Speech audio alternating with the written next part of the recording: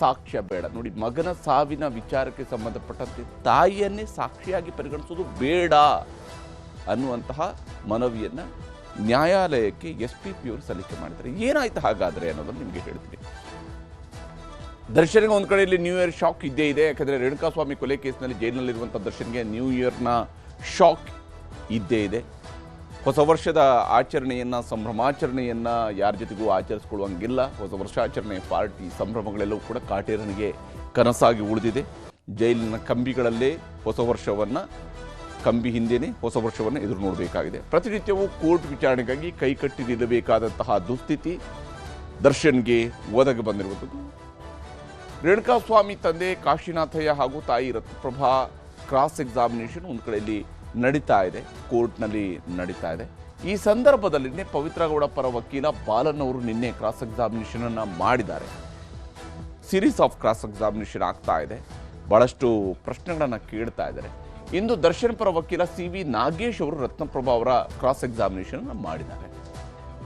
CV Nagesh ಅವರು ಪ್ರಶ್ನೆಗಳನ್ನು ಒಂದೊಂದಾಗಿ ಕೇಳ್ತಾ ಹೋಗುವಂತಹ ಸಂದರ್ಭಗಳಲ್ಲಿ ಯಾವ ರೀತಿಯಾಗಿ ನಟ ದರ್ಶನ್ ಹಾಗೂ ಪವಿತ್ರ ಗೌಡ ಈ ಒಂದು ಪ್ರಕರಣದ ವಿಚಾರಣೆ ನಡೆಯುವಾಗ ವಿಡಿಯೋ ಕಾನ್ಫರೆನ್ಸ್ ಮೂಲಕವಾಗಿ ಹಾಜರಾಗಿದ್ದು, ಜೈಲಿನಲ್ಲೇ ಅವರು ಹಾಜರಾಗಿದ್ದು.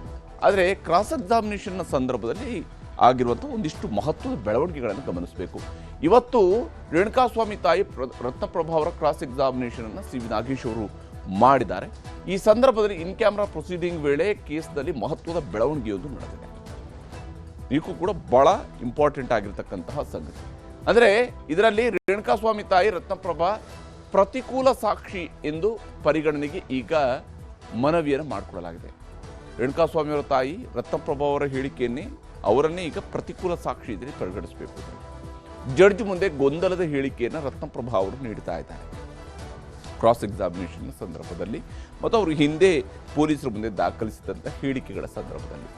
ರೇಣುಕಾಸ್ವಾಮಿ ಸಿಮ್, ಮೊಬೈಲ್ ಹಾಗೂ ಕಾಲ್ಗಳ ಬಗ್ಗೆ, ಅಂದರೆ ರೇಣುಕಾಸ್ವಾಮಿ ಅವರ ಹೆಸರಿನಲ್ಲಿದ್ದಂತಹ ಸಿಮ್ ಕಾರ್ಡ್ ವಿಚಾರ ಇರ್ಬೋದು ಅಥವಾ ಮೊಬೈಲ್ ಫೋನ್ನ ವಿಚಾರ ಇರ್ಬೋದು, ಹಾಗೆಯೇ ರೇಣುಕಾಸ್ವಾಮಿ ಚಿತ್ರದುರ್ಗದಿಂದ ಬೆಂಗಳೂರಿನ ಕಡೆಗೆ ಹೊರಟಂತಹ ಸಂದರ್ಭದಲ್ಲಿ, ಕಿಡ್ನ್ಯಾಪ್ ಆದಂತಹ ಸಂದರ್ಭದಲ್ಲಿ ಮಾಡಿದಂತಹ ಕಾಲ್ಗಳ ಬಗ್ಗೆ ಆಗಿರ್ಬೋದು, ದ್ವಂದ್ವದ ಹೇಳಿಕೆಗಳನ್ನು ರತ್ನಪ್ರಭಾ ಅವರು ನೀಡಿದ್ದಾರೆ.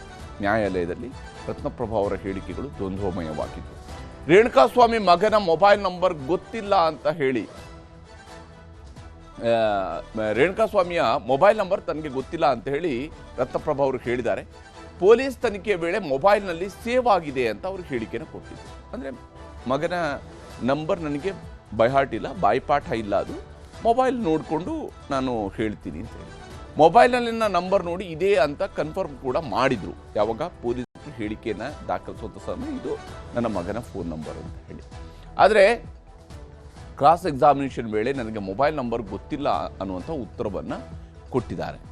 ನನಗೆ ಮೊಬೈಲ್ ನಂಬರ್ ಗೊತ್ತಿಲ್ಲ ಅಂತೇಳಿ ಉತ್ತರ ಕೊಟ್ಟಿದ್ದಾರೆ. ರೇಣುಕಾಸ್ವಾಮಿಯ ಫೋನ್ ಕರೆಯ ಬಗ್ಗೆಯೂ ಕೂಡ ಗೊಂದಲಕಾರಿ ಹೇಳಿಕೆಯನ್ನು ಕೊಟ್ಟಿದ್ದಾರೆ. ಅಂದರೆ ಮಧ್ಯಾಹ್ನದ ಹೊತ್ತಿಗೆ ರೇಣುಕಾಸ್ವಾಮಿ ಇವತ್ತು ಊಟಕ್ಕೆ ಬರಲ್ಲ ಅಂದರೆ ಕೂಡ ಫೋನ್ ಮಾಡಿದ್ದ ಅನ್ನುವಂಥ ಒಂದು ಹೇಳಿಕೆಯೂ ಇತ್ತು. ಅದಕ್ಕೆ ಸಂಬಂಧಪಟ್ಟಂತೆಯೂ ಕೂಡ ಗೊಂದಲಕಾರಿಯಾದಂಥ ಹೇಳಿಕೆಯನ್ನು ಕೊಟ್ಟಿದ್ದಾರೆ. ಹೀಗಾಗಿ ಈ ಸಾಕ್ಷಿಯನ್ನು ಪರಿಗಣಿಸಬೇಡಿ ಅಂತ ಅರ್ಜಿ ಹಾಕಿದ್ದಾರೆ ಈಗ SPP ಅವರು.